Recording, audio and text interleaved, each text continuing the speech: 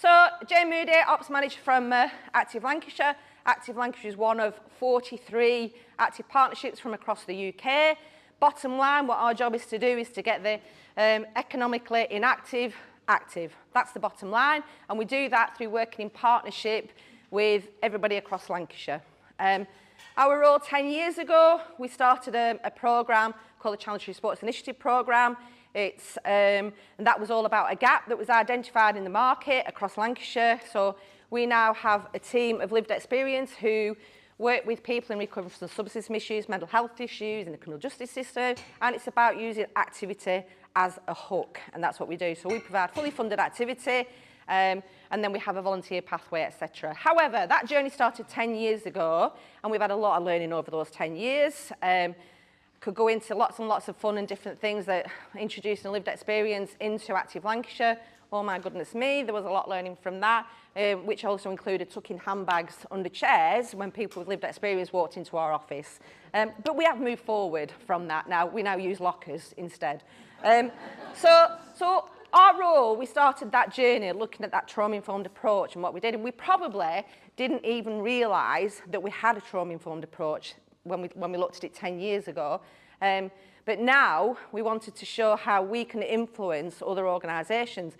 So when LVRN put it to us about starting on this journey, we absolutely thought, yeah, this is a great opportunity for us to become an organisation who we have gained that bronze award for being recognised as a trauma-informed organisation. So for us now, that means we can influence other organisations, because that's a big role as Active Lancashire. That is what we need to do. We need to influence partners. We need to let our participants, other businesses, etc., understand why they need to become trauma-informed, and that's our role. That's what we're going to do. So part of that journey was then how do we take this as Active Lancashire? How do we take this national for us? So one of the good things that happened, because we've got 43 other active partners out there, active partnerships, is we created a forum, and we had 22 other active partnerships came on there because they were all interested in becoming trauma-informed organisations. But then for us, what's going to happen now is they will influence people in their areas to also become trauma-informed organisations. And that's massively important to us, because while we've done a lot of talking about, you know, in recovery, substance misuse, that lived experience, for us as an Active Lancashire, this is not just about people from who've had that lived experience. This is also about community clubs. This is about the grassroots clubs. So what our role now is to also influence those community clubs out there. You know, we've all had, I'm quite sure there's a lot of people here with kids who go along to clubs. How many of your kids come back and they'll grumble because something's happened, you know? Oh, she don't like me, she's always picking on me. So what we're trying to do is change people's behaviour. So that's our role, is to go out there and get those clubs having a look and accepting that we need to change. We need to take a different approach. And we're in that position to be able to do that, and we feel very lucky to be able to do that. So we've now we've got these 22 active partnerships who are all listening to what's being said. We've had guest speakers coming on a monthly basis. So Warren Larkin, who's very much been involved with LVRN, has been on. We've had Esther, who's been doing the One Small Thing, so the award that we all went through. So Esther's been on there and done talk. We've linked in, so Street Games are now involved with that learning group as well. And it's evolving, and it's absolutely fantastic what's happening with that. So that means Sport England gets involved as well. So we're going a little bit higher as well, because Sport England now have to look and think, yeah, it's about time we do something. And Sport England can sometimes, we just have to do a little bit of spoon feeding really. But we're getting there. So now what's going to happen is those active partnerships, I say, have taken it away. We've had an absolute massive success. Active Oxfordshire created their own workshop. They ran that there was 42 clubs who attended a mini workshop, and they were all community clubs. So they've all gone away with some information. It was an absolutely brilliant event, and now we're going to start that cycle again with them. So that's really important to us of how we impact on out there across Lancashire as well, never mind nationally. So I'm going to stop there, because that's our journey that's gone on with obviously with LVRN and where we are now and what we are doing. We have a team who we've done Train the Trainer through LVRN. It's been brilliant. So yes, we go out and we do the talks and we have chat with people, but just locally who we're working with. We've not got that brave yet to venture out any further. But that, again, that's important to us. So one of the things that we have also done, we've produced a short film. It's 13 minutes. Some of you have seen that, and I'm not going to apologise, because for me, you could watch the film over and over again. I will say that there's some trigger points in there as well. So please, if you feel as though there's something that does trigger you off, then please leave the room, and we'll come and make sure that you are okay. It's powerful, it's very inspiring. Paul is who the story is about. He's in the room. I brought the model with me as well, and you can have some chats with him. The important thing about this could be anybody. Okay, yes, Paul is a huge part of our team, been on the journey with us on the last 10 years, but actually this story could be about many people. So it's almost like, take it away that it's Paul, forget that it's Paul really, just imagine this could be absolute. I'm not being mean there, Steve, just take it away that it's Paul. Right. I'm not taking the glory away from him, all right, so just imagine. But what I want you to do when you're watching this is think about, had that been part of, on Paul's journey, had that started with a trauma-informed approach when he was young, how different would that journey have looked? So that's just something I just want you to have a think about when we show it. So you've got some pieces of paper, and at the end of this, I'm just going to ask you to jot down in your tables. We're just going to start having a think about what would that journey have looked like? How would it have been different if the first people that had connected with Paul had had that trauma-informed approach when they were talking to him? And I'm quite sure a lot of people in here will probably have the same things. Richard, you've said earlier on, haven't you, had you been treated differently, it could be a different story, couldn't it? Okay, so, yeah, so have a think about it. So I'm going to show that now.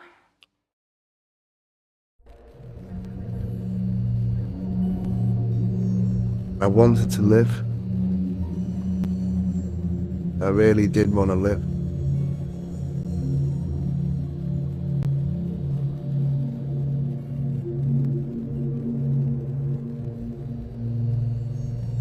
I always knew deep down I might be able to make some changes, but because of the dependency and how chronic it was, I just could not turn it around.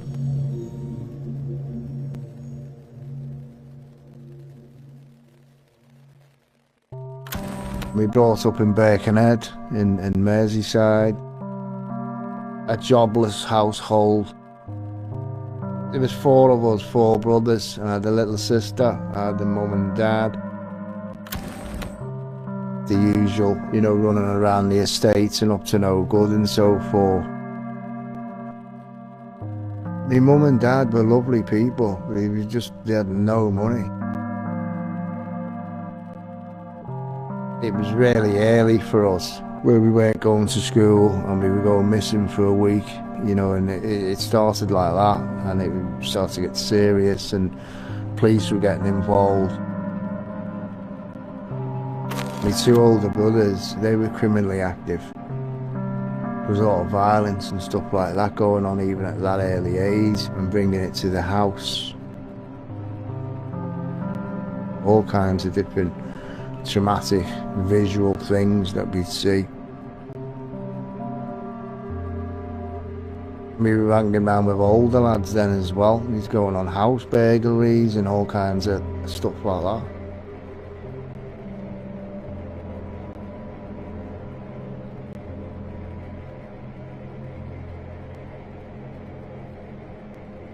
We went into the YP system, and that was for me twin brother as well. Young offenders, in and out, but mainly in.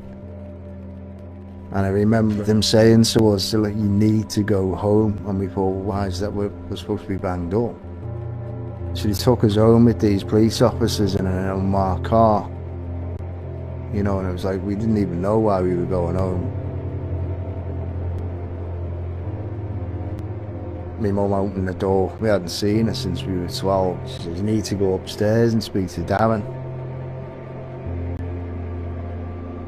And he had his daughter with him. She was about 3 then. he's got older, and he's got this like sick smile on his face, and I remember it really clearly. And he's sort of like doing these impressions, but what he's saying is he's talking to his daughter, holding her, playing, saying, "Our brother's killed our dad."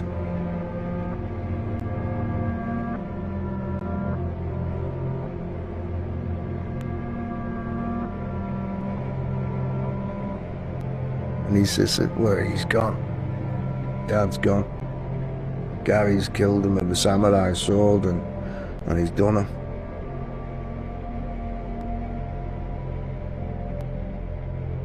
At the time, we were so emotionally removed from feeling any feelings.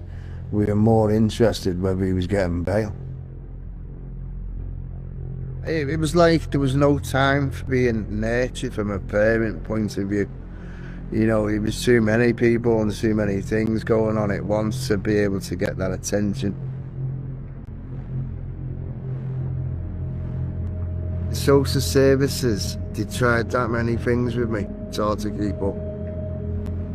I just turned from 13 to 14. I got the detention centre, Borstal. That was my first prison sentence. Proper prison. But I remember the two officers taking me there, and they said, "You need to get yourself prepared. This is no joke." And it wasn't. It was horrendous.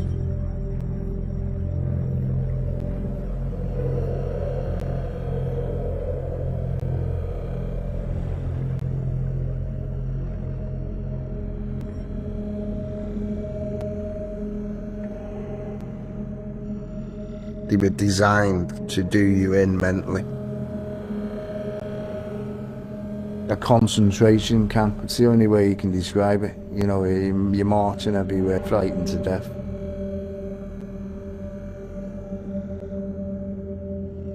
That's where I was introduced to heroin. I knew friends that were dabbling with it back at home, but it was never, I was always into weed and all that.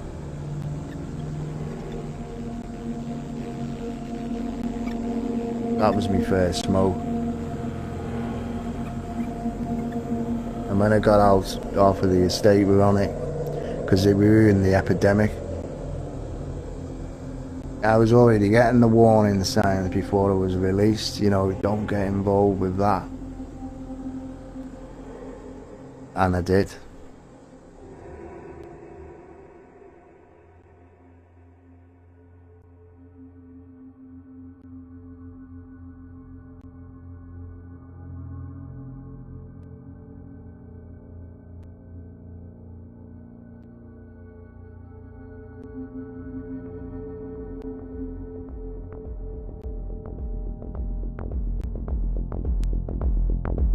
Time started to tick over. It just escalated and manifested into hairier stuff.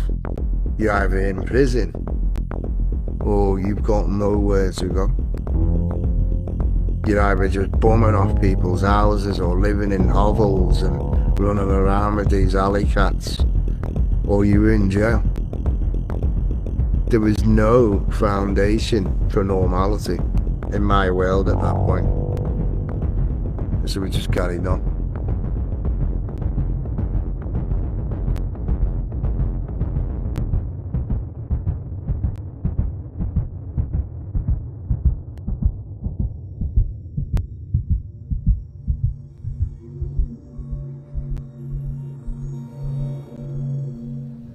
I had 2 children.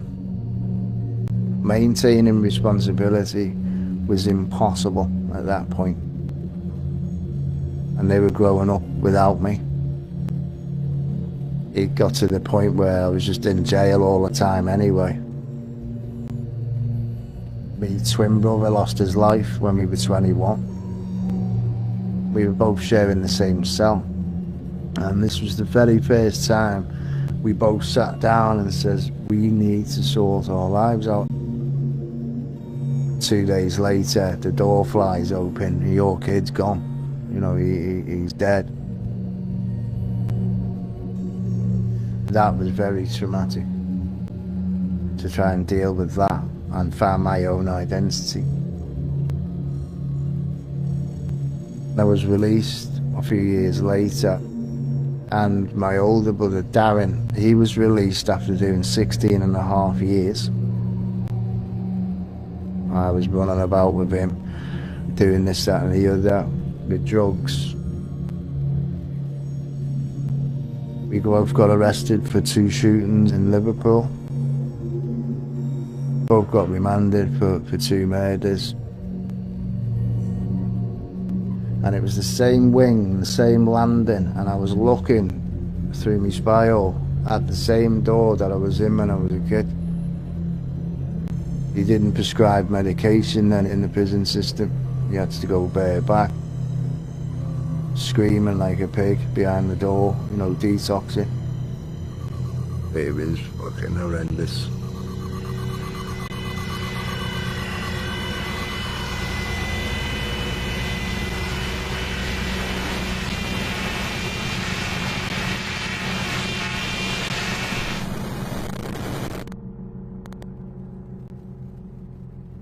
My brother got 2 life sentences because he was ID'd for pulling the trigger. I was released through lack of evidence and discontinued from the case, which left me a wanted man in Liverpool. I was still a hell of an addict, still running around like an alley cat for a tenner. And I still had these gangsters after me. I honestly thought at that point I had no place in the UK whatsoever.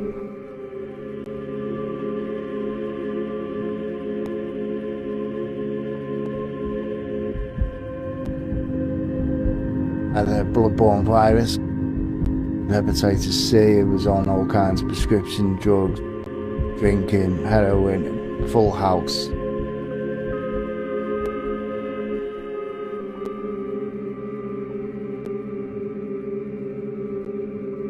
And I wanted to live. Do you know what I mean? I really did want to live. I didn't know what was past that thinking.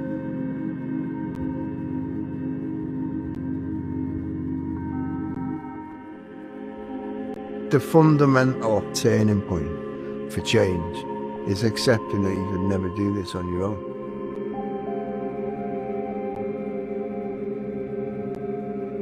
To get that level of surrender internally takes a process. Anybody is capable of reaching that. Anybody. But once you get the acceptance around that, anything is possible.